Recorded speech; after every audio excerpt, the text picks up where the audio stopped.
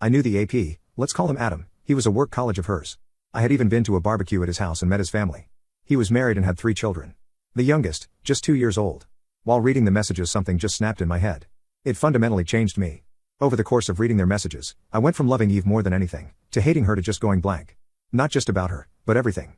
Totally numb, I took pictures of the messages and went to bed. I didn't sleep at all, I just stared at the ceiling.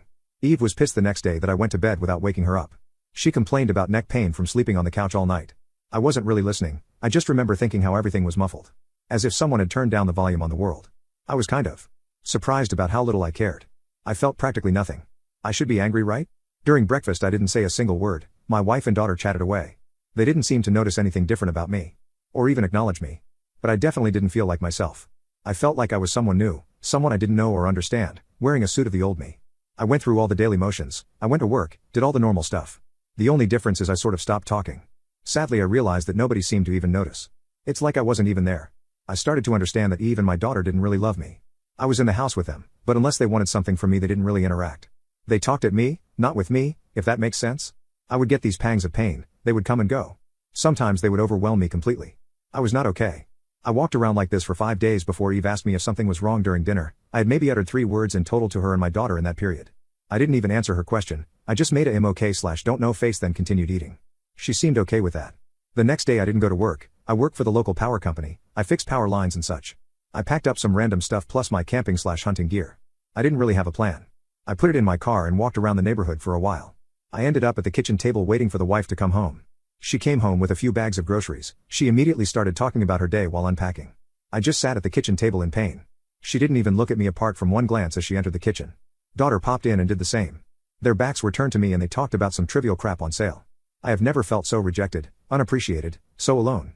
I felt totally invisible, like I wasn't there, or that I wasn't worth acknowledging.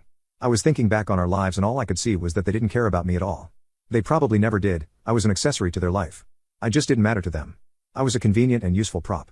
I was hit with a wave of pain, I cried, still they didn't notice, so I got angry, very angry. I had a glass of water in front of me, I stood up and threw it hard at the tiles over the sink. It just exploded, glass shards rained over everything. They both turned around angry, what the hell? They froze, unsure what to do when they saw my contorted tear-soaked face. It was uncomfortably quiet for a long while before I spoke. Eve, I know all about your cheating with Adam. I was surprised how clear it came out since I was clenching my jaw so hard it hurt. My daughter looked at Eve. What? Is that true, Mom? Eve starting to try to explain. She briefly glanced at me and said, sorry, I can explain. Then she turned back to our daughter and they started arguing. Again it was like I was invisible or something. Hello? Glass thrower here. After a few minutes watching their increasingly heated argument I just walked out and got in my car. I looked at them again through the window, still arguing in the kitchen. They didn't even notice I had left. I sat there for a few more minutes before I gave up and just drove off. It took maybe 15 minutes before Eve tried to call me, then call after call after call, then a flood of texts from both of them. I just ignored it and eventually turned the phone off. The next day I took half of our money out and called my boss. I told him I didn't know when I would be back. He told me if I didn't show up I would be fired. I just told him okay and hung up. I just didn't care. I went to Adam's house, and his wife opened it. I gave her a copy of the messages and told her what Adam and my wife had been up to. I left her crying on the stairs. At the end of the day I ended up in a cheap hotel at the edge of town. The next few days were kind of a blur while I tried to come to terms with things. I didn't make any real progress. Mostly staring at the wall trying to think of reasons not to end myself. Eve's older brother is a cop. Let's call him Bob. Bob showed up on the 3rd or 4th day, I'm not sure. I don't know how he found me. He tried to interrogate me, but I didn't say anything. When I didn't engage, he told me I was under arrest and put me in cuffs. However, he didn't take me to the station like I expected. He took me home instead. Bob dragged me into the living room where my wife and daughter immediately started berating me. Still I said nothing. I just listened in amazement while they told me how terrible this was for them. When a terrible a-hole I was making them worry. It went on for a while. In the end Eve screamed at me, say something. I stared at her for a while before calmly saying, I have nothing to say to you, whore. Bob freaked out, and slammed me against the wall. Screaming at me to not talk to his sister that way. I got a lot of satisfaction out of Bob's violent reaction. I don't know why, it made me so happy I was laughing. Bob's wife left him 4 months earlier. I smiled at Bob. You're pathetic, Bob. Did you beat your wife to Bob? Is that why she left you? Bob hit me hard. I went down. Wife and daughter started screaming their heads off. As I started to get up I just laughed even harder. I just couldn't help myself. I was bleeding from somewhere, I saw it on the floor. I am still in handcuffs, laughing.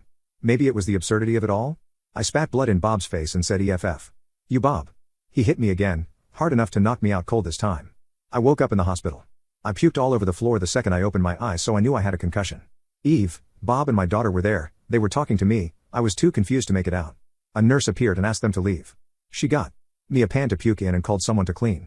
While she was taking my pulse, I told her that my family put me here and that they were not to come anywhere near me. If they came back into the room I would leave, I would just run away. She argued kind of sternly that running or even getting up was a really bad idea for me. But she would talk to security. I didn't see them again in the hospital. It was bliss. Finally I felt a little at peace. I could think. I was thinking about maybe reporting Bob to get him fired, but it's a small town. His colleagues would probably cover for him. I considered confronting my wife, but that didn't make any sense to me either. I decided to disappear, to turn into a ghost. I wanted nothing to do with these people ever again. I made a letter to each of them. I warned Bob that if he ever bothered me again I would report him. I told my daughter that Eve had betrayed me and that she would be without a father from now on.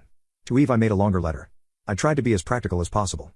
I told her to sell the house, that I won't be paying the mortgage or utilities anymore, etc. I told her reconciliation, or even contact, was impossible, especially after she had sent her brother to drag me back and beat me senseless in front of them. I explained that I won't do anything for her ever again, so if she wants a divorce she will have to arrange it. I told her I will disappear and I don't want to be found. If she interferes with my life again I will simply end myself. That we will never speak again. I ended it with how much she had hurt me. I really regret giving her that last sentence.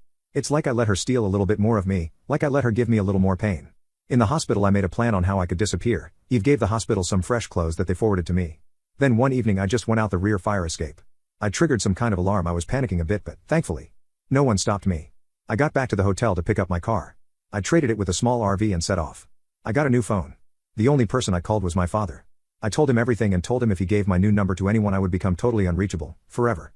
He could call me if he needed to reach me if I needed to sign something. Other than that I wanted to be left alone. For the first few months I grieved the loss of my old life, but I came to realize that I grieved the loss of a fantasy. A memory that only existed in my head. The loving wife and daughter, the family, friends. It was all just an illusion in my head. These people never really cared for me.